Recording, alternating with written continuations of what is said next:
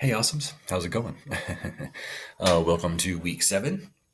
Um, so it's Wednesday, about midweek, as they call it. And on Monday, ask you to go ahead and read over this reading games, strategies for reading, scholarly sources. I have just added an annotated bibliography resource for you from the Purdue OWL, as well as an annotated bibliography sample for you, which we're going to talk about this week as well. I know that we talked last week about finding scholarly sources. We talked about finding 4 sources that are right in the heart of what we're talking about, our particular topic that we mentioned in our proposal, that we addressed in our proposal.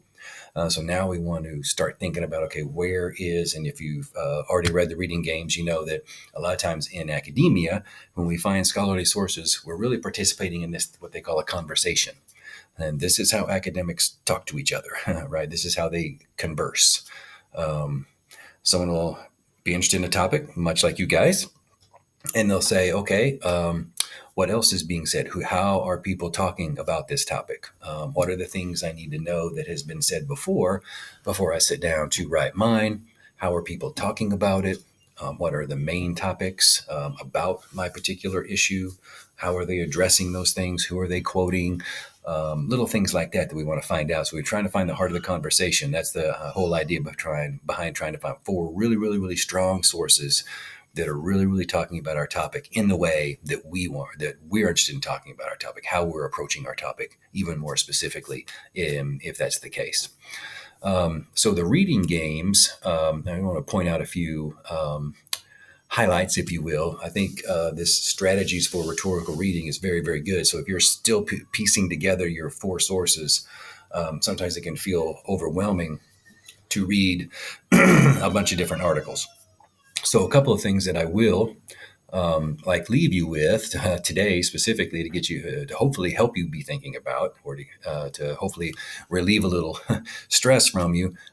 We can the 2 big things: check the title out. Right, is the title even within the realm of what we're talking about? And then most academic articles should have an abstract. Perhaps not every single one of them, but the majority of academic articles, if they're scholarly and peer reviewed, by and large, they will have an abstract. And so a lot of times what we can do is we can read the abstract. It's usually about a paragraph, and get a good sense of what the article is about. In other words, we're trying to define for ourselves, is this an article, A, that we're going to potentially keep, right, and use, and B, is it an article that I need to keep and then read, right, more specifically, and dig a little deeper. So if you're not 100% sure with the abstract, sometimes the abstract, you have to read it a couple of times, get some sort of a good idea, but it's supposed to be a pretty good synopsis, not necessarily a summary.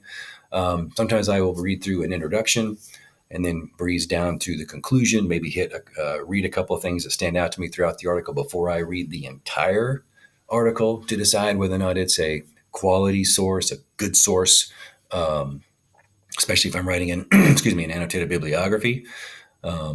Start there. We'll look at the title, and then I'll look at the introduction. A lot of times that will give me a pretty good idea.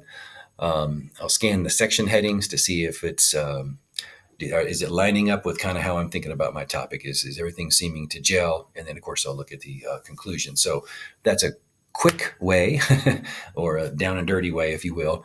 And I don't want to say it's a time saver in the sense that so now you don't have to read the entirety of the article, but you can at least whittle it down to help you get down to the fact where you've got those 4 really, really super strong sources that you're now going to annotate.